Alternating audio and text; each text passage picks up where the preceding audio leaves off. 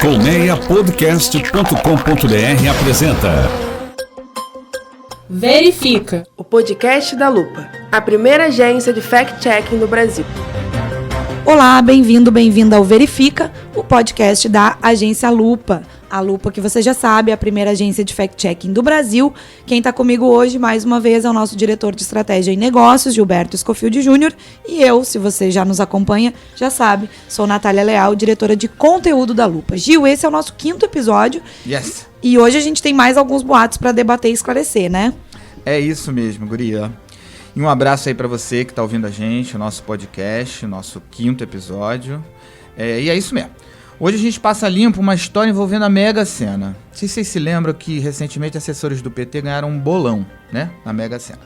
Obviamente, não demorou muito para aparecer uma história de que um desses assessores teria comprado um carrão de luxo dias antes do resultado aí da aposta da Mega Sena. Esse foi o papo do fim de semana nas redes.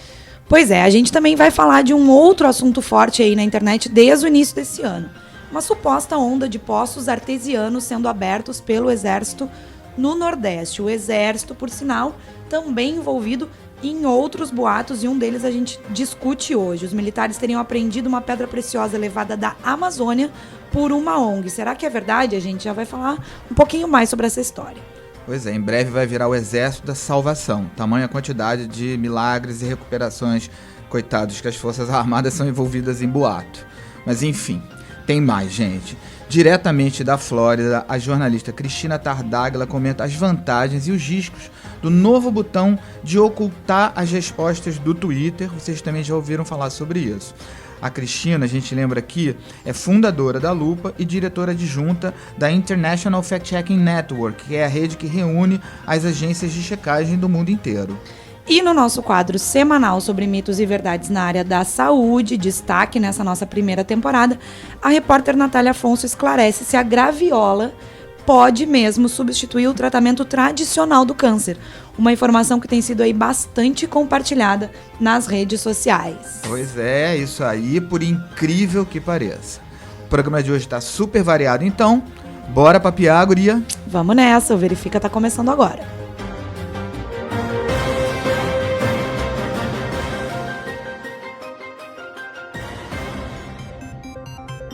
Querido ouvinte, antes da gente começar aqui o nosso papo de hoje, eu convido você a acessar outros conteúdos interessantes sobre checagem de fatos lá na página da Agência Lupa na internet, ok?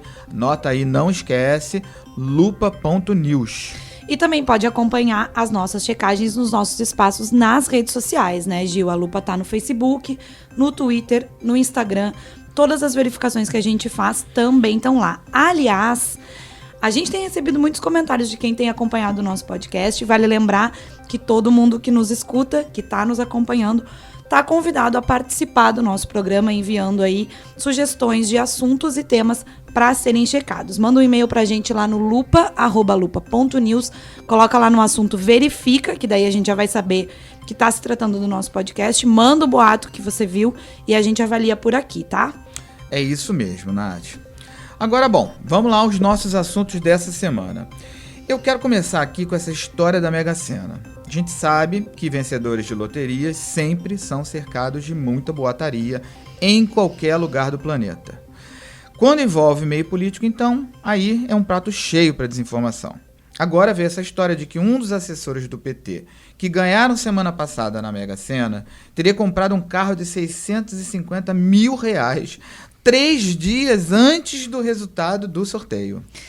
É isso mesmo, Gil. Só para a gente contextualizar o assunto então, né? No dia 18 de setembro, um grupo de assessores parlamentares do PT ganhou 120 milhões na Mega Sena. Tava aí acumulado o sorteio, rolou um bolão, né? E eram 49 cotas nesse bolão. Sorte. 49 cotas.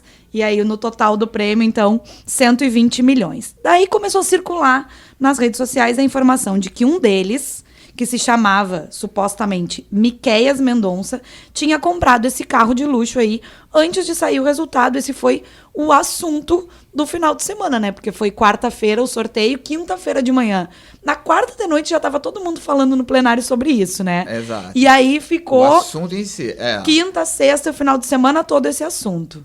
Daí aparece a notícia falsa, ela que sempre dá as caras quando a gente a gente se encontra com um assunto desse polêmico, digamos assim, sempre porque nos é raro, acompanhando, né? Pois é, porque difícil, né? Todo dia que uma pessoa acerta na Mega Sena, então quando acerta na Mega Sena e aí tá ligado a alguma coisa política, é o prato feito para algum tipo de manipulação e desinformação, né? Mas é boato, gente.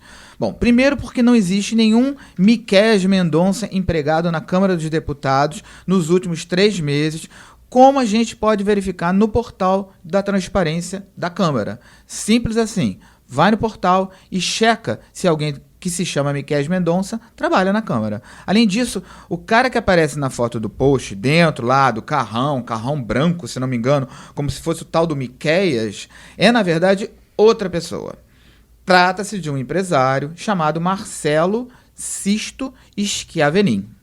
Pois é, essa imagem foi extraída de uma reportagem do Fantástico sobre esse cara, sobre esse empresário. Ele comprava e revendia carros de luxo e foi acusado aí de não pagar pelos veículos que ele adquiria. Então, não tem nada a ver nem com esse Miquéias Mendonça, provavelmente nem existe, né? Pois é. Eu até vou aproveitar aqui para lembrar você que você encontra mais detalhes sobre esse caso aí da Mega Sena e de outros casos envolvendo informações falsas na página da agência Lupa na internet, o lupa.news. Então, Gil, falando em outros casos, né, já que a gente já estabeleceu aí que é mentira, né, que é boato essa história da Mega Sena, a gente traz hoje mais 2 outras histórias que também são boato e essas estão relacionadas ao Exército Brasileiro. Tem circulado fortemente nas redes sociais. Uma sobre poços artesianos no Nordeste e a outra sobre pedra preciosa na Amazônia. Vamos falar sobre isso? Então bora, guria. É o seguinte, a história dos poços aconteceu através de um post que viralizou nas redes sociais e que dizia, segundo o post, né, que o Exército teria aberto 200, eu disse 200, não foi 1 ou 2, foram 200 poços artesianos no Nordeste, uma região que, como a gente sabe, padece aí historicamente com uma seca, né, milenar, digamos assim. E o texto da publicação diz que o Nordeste, olha que poético, diz que o Nordeste está virando um mar no coração. Não, tô brincando. E ainda pede que você compartilhe a notícia, porque, abre aspas, a mídia não o faz. E é bom mesmo que não faça, né, nesse caso, porque se trata aí de mais uma informação enganosa. O post faz uma referência à conhecida estrofe da conhecida canção Sobradinho aí de Sai Guarabira, que o Gil já cantou aí pra gente, né? Que fala, então, que o sertão vai virar mar, dá no coração. Todas essas coisas a gente pode... lembra aí dessa música. O fato é que não houve perfuração de poços artesianos do Exército nesse ano no Nordeste, tá? O próprio Exército mandou pra gente uma nota esclarecendo isso, confirmou, então, em nota enviada à Lupa, que não fez esse trabalho que está sendo difundido aí nesse posto. Pois é, e aí a gente tem que acrescentar aqui que, na verdade, o Exército explicou que o que ocorreu foi a instalação e a conclusão de 95 poços artesianos que já haviam sido perfurados anteriormente por meio do que ele chama de um termo de execução descentralizada, né? Chamado de TED. Então é o no bancário, mas é um TED importante também. E nem aquele que as pessoas fazem palestras, né? Só pra gente lembrar. Separando um TED do outro. Separar tudo aí. Para acabar com a desinformação. Pois é, esse termo de execução teria sido firmado com o Ministério do Desenvolvimento Regional por um período que foi de 2016 a 2019. Então, em 3 anos, portanto, né? Por meio desse programa, chamado Operação Semiárido, aí o programa como um todo, ok? Foram perfurados 593 poços artesianos entre 1916 e 1918, durante o governo do presidente Michel Temer. Tu tá 100 anos atrasado, hein? É entre 2016 e 2018, e não... Eu disse o quê? Tu disse 1916, não vai confundir o nosso ouvinte, pelo amor de Deus. Gente, olha, cuidado com a desinformação. Não levem isso em consideração. Gil, desse total, vamos estabelecer de novo.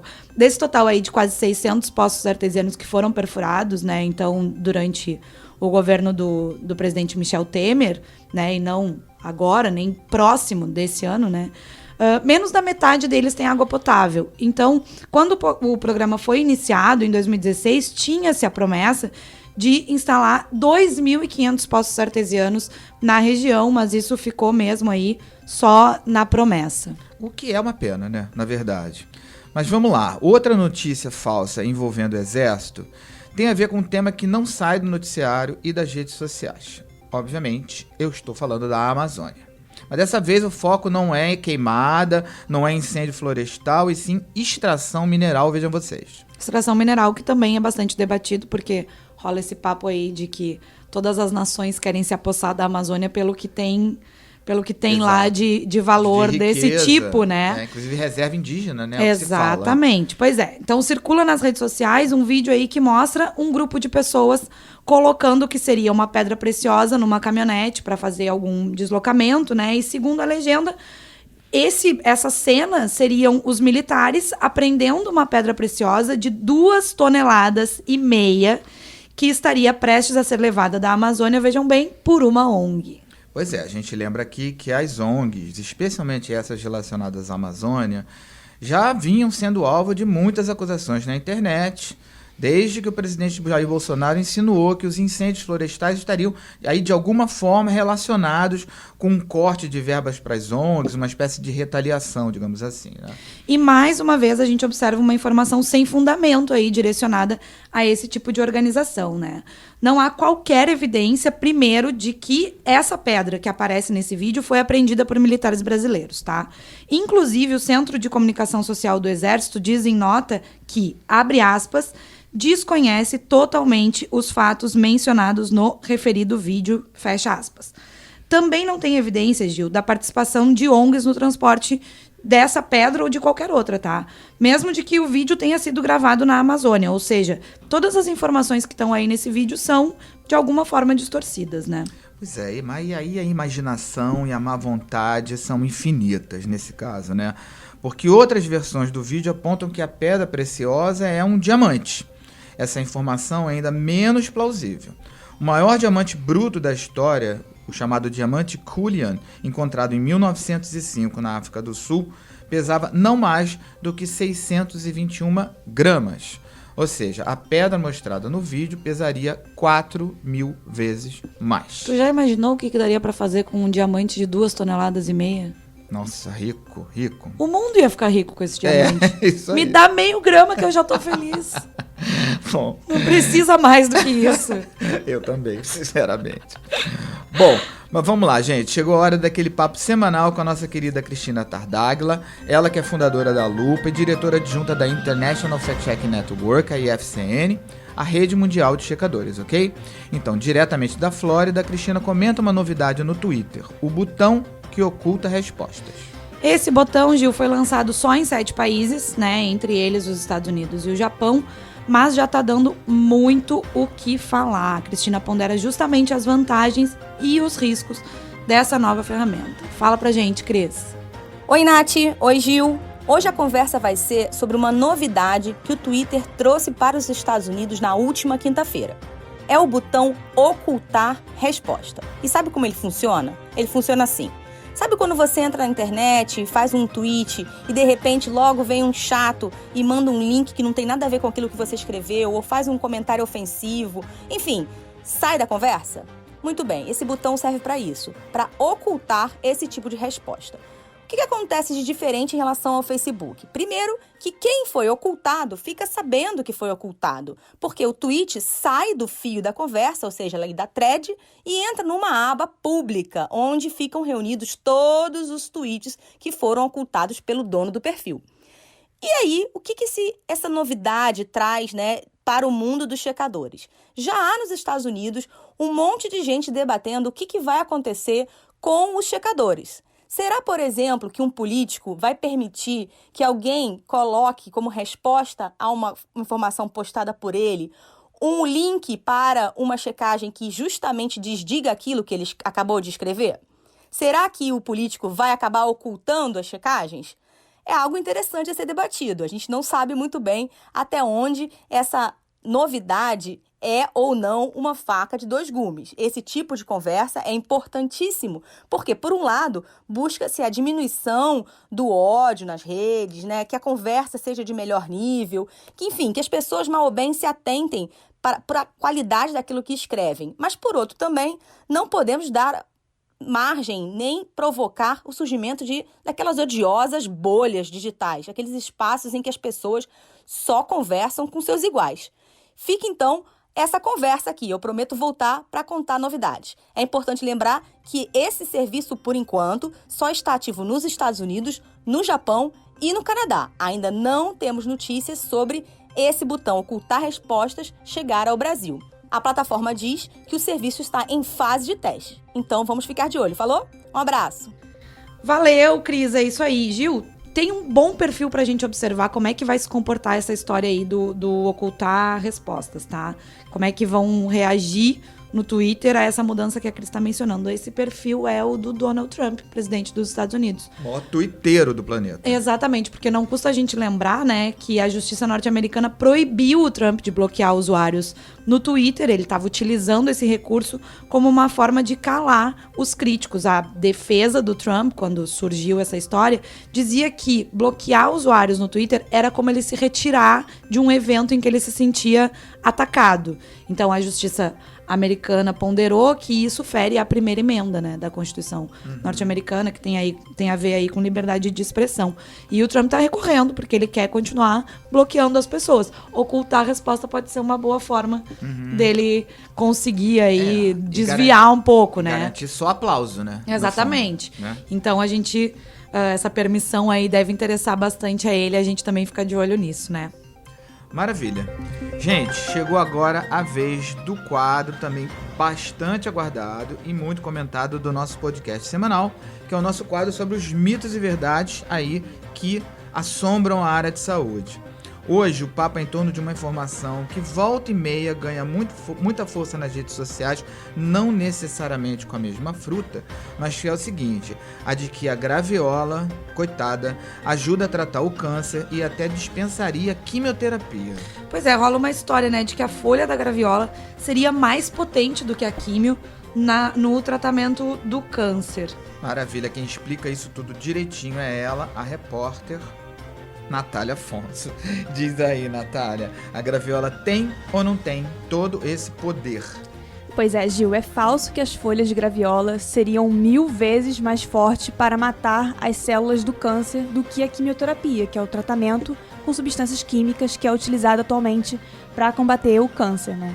A Lupa procurou, mas não existe uma pesquisa que comprova que a folha da planta é mais potente que a químio. No entanto, existem aí estudos sobre potenciais benefícios da graviola no tratamento de câncer. Quais são esses estudos, Nath? De onde eles vêm? Bom, vamos lá. Um instituto de pesquisa britânico, por exemplo, tem um estudo que mostra que o extrato da graviola pode matar algumas células do câncer de mama e de fígado. Alguns tipos, né? Alguns tipos de câncer.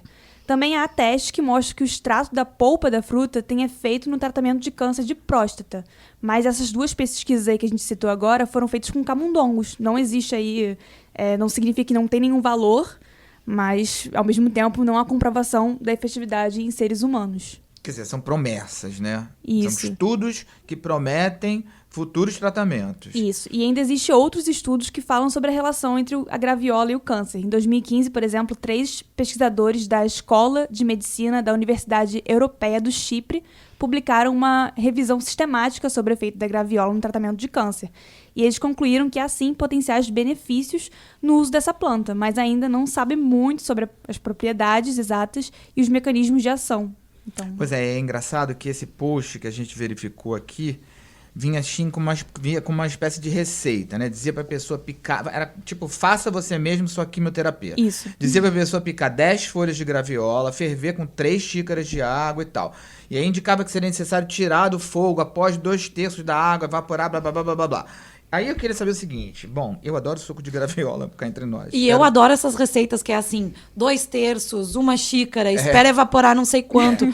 Faz toda uma complicação que é pra parecer assim, científico, que tem alguma, né? Científico, entendeu? Pois é. Tem algum sentido naquilo Mas ali. diz pra gente, Nath, isso tem algum fundo de verdade? Então, Gil, é complicado, mas existe um caso que exemplifica Isso, não essa receita exatamente, mas que existe um caso de folha de graviola ajudando no tratamento de câncer. Em 2014, um estudo da Universidade de Miami, por exemplo, mostrou que uma paciente teve estabilização da metástase vinda de câncer de mama por 5 anos quando bebeu doses de chá da folha lá da graviola junto com um dos medicamentos que é usado no tratamento tradicional do câncer desse tipo. Esse remédio ele costuma estabilizar a doença por alguns meses e esse chá teria de alguma forma ajudado a estabilizar por mais tempo. Potencializado de repente o remédio. Por isso que é bastante provável que a graviola tenha ajudado de fato, já que o paciente manteve a doença aí estável por um longo período. Assim. Bem maior do que aqueles meses, normal. né? Agora, o estudo também deixa claro, né, que são necessárias mais pesquisas sobre o assunto para afirmar se funciona mesmo, se a graviola ajuda. E principalmente que a gente não deve parar o tratamento convencional, né? A quimioterapia até hoje ainda é o tratamento indicado. Pois é, Nath, uma última coisa então. Essa publicação que a gente verificou aí, ela falava que podia beber o chá da folha de graviola quanto quisesse, várias vezes ao dia, e que não teria aí nenhum efeito colateral. Isso é verdade? Não, Nath, o consumo excessivo da graviola tem sim efeitos colaterais. Um instituto britânico, por exemplo, afirma que substâncias presentes na planta podem causar danos degenerativos similares aos observados na doença de Parkinson. A instituição também disse, ela frisa, que é improvável que a fruta cause qualquer tipo de dano à saúde quando consumida como parte da dieta normal. Então, a pessoa que come graviola e que adora suco de graviola, como o Gil, né, pode continuar bebendo, comendo, mas que não tem problema. Mas em excesso, existe essa pontuação aí do Instituto Britânico. O suco é parte de uma dieta normal, como diz o estudo. Bom, e depois daí dessa aula sobre a relação entre a graviola e o tratamento do câncer, a gente chega ao fim de mais um episódio do Verifica, o podcast semanal da Lupa, a primeira agência de checagem de fatos do Brasil. Você que está nos ouvindo encontra mais casos, mais informações sobre saúde, sobre política, sobre o exército, sobre a Mega Sena na nossa página na internet, né? www.lupa.news, anota, não esquece.